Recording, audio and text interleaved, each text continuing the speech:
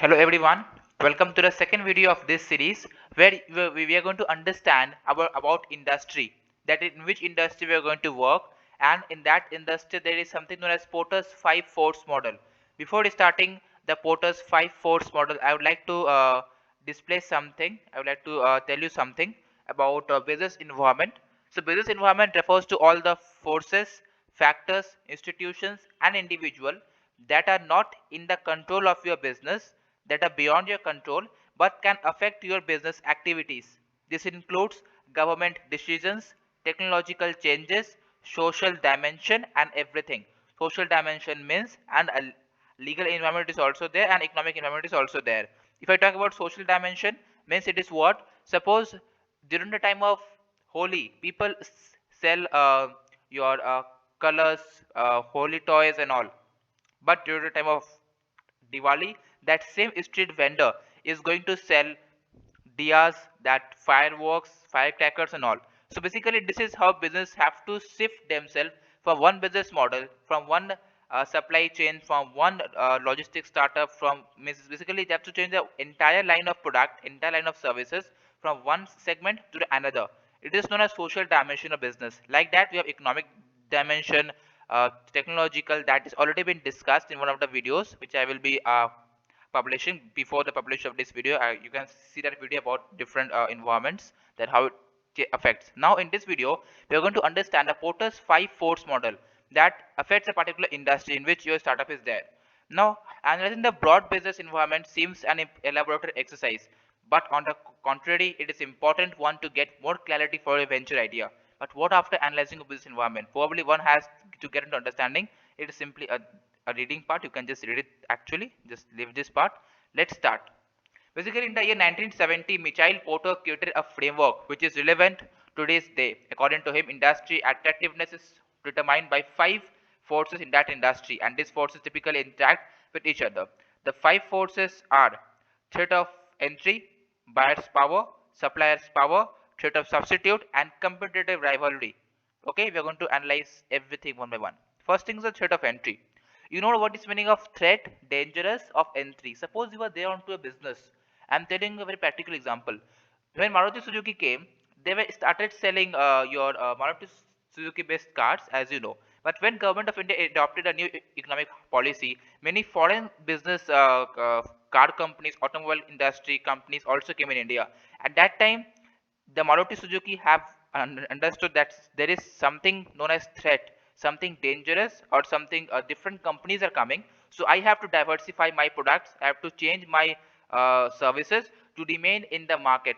So it is known as threat of entry. If you are a particular person in a particular industry, it's okay if you don't have any competitors. But whenever new organizations comes, there is a threat. Is a warning signal that you have to identify, and you have to change your goods and services so that your products will be there in the market. The threat of entry of new entrants puts a cap on the profit potential of any industry as more and more players comes in to take a slice of the pie. Having said that, expecting no competition to enter the domain is unrealistic, but knowing your competitive scenario at the time of your entry into market is critical. The threat of entry in industry depends on the height of entry barriers that are present and on the reaction entrants can expect from incumbents. So you have to understand that threat of entry, that whenever your business startup is there, so what is the threat of entry that is there on your industry? Which companies are there already and which companies can come and make an impact or can affect your startup? So you have to understand very minutely about the threat of entry. The second thing which we have is the buyer's power. Buyer's power basically means what? Powerful customers can capture more value by forcing down prices, demanding better quality or more services, like by increasing the cost, and general playing sellers off against one another. Suppose take an example of power industry. Most of the coal which is produced in India is purchased by the thermal power industry. Thermal power plants are the major buyers of coal. So in India, due to limited number of large thermal power plants, they are very powerful buyers. And if the domestic mining companies increase the price of the coal to a high level, power plants will import coal from outside. I think we have understood it's very simple. Thermal power plants are the ones who purchase coal in bulk, And if the mining industries are going to increase the price of coal, they're going to buy the coal from someone else. So you have to understand the buyer's power in your industry. For an entrepreneur, it is better to have a less buyer's power so that buyers could not affect your startup.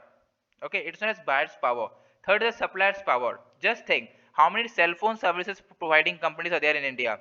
Four, maybe five. Powerful suppliers like telecommunication majors often create a situation where they get most of the value by charging higher prices, limiting quality or services, or shifting costs to the buyers. Looking at another industry, apply the same thought. Microsoft, for instance, has contributed to the erosion of profitability among personal computers maker by raising price on their Microsoft software. So the question is that will you or your suppliers have the power to set terms or conditions? Of course, for a startup, it would ideal to have low supplier power. I think you have understood. It's very simply written over here. If you read it 2 to 3 times, you will understand what is actually known as supplier's power. Then we have something threat of substitute. Suppose if the price of Pepsi, that basically a drink, if it goes from 10 rupees to 20 rupees, and if the price of Coca-Cola is still the same, people are going to prefer Coca-Cola because they're getting the same product at a discounted price or at a less price.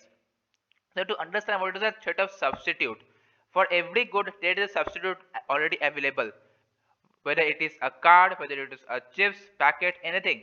If a price of car company A increases from 1000 to 2000 rupees, then people are going to purchase car from company B, because if the services are okay, there is a condition, if the quality is same, people are going to buy from company B. So you have to understand what is the threat of substitute in your own industry. We have seen the example of Hike and all, Hike Messenger. It was a messenger application that was there. Basically what happened that when WhatsApp came, many people start using WhatsApp, and even before Hike was too there, Hike and WhatsApp both was there, but Hike many people didn't switch because WhatsApp was a well-renowned application. Okay, so basically there was a threat of substitute that Hike faced. Okay, there is no threat of substitute. That what is your substitute that can replace your product or services from the market? So the last thing is the competitive rivalry. So let's look at the competitive rivalry between the industry. eBay faces competition in its marketplaces segment, both offline and online players. Customers can buy products from a wide range of retailers, distributors, auctioneers, directories, search engines, etc. And hence the competition is intense. Let's discuss the bargaining power of customers now. The huge competition in the e-commerce market allows the customers to win, as companies have to keep their prices in check to attract the buyers. Customers can choose from wide range of offline as well as online players. A large number of companies have entered the e-commerce space with relatively niche products offering. Hence, customers can always buy from some other websites of some other store in case they are not satisfied with any one player. So there is always a competition between different industries. There is always a competition between different companies in the same industry. So there is a competitive rivalry which always exists. So an organization or any startup has to identify what is their competition, who are their competitors, and have to check the prices, have to offer some rebates, some sales promotion, so that people are going to buy from them. So that's all about this session, second video. We will be dealing with some other new videos in the next series. I hope that you like it, and please sorry for the interaction time between these two videos. There was some technical issues, so I hope that you will understand. Thank you.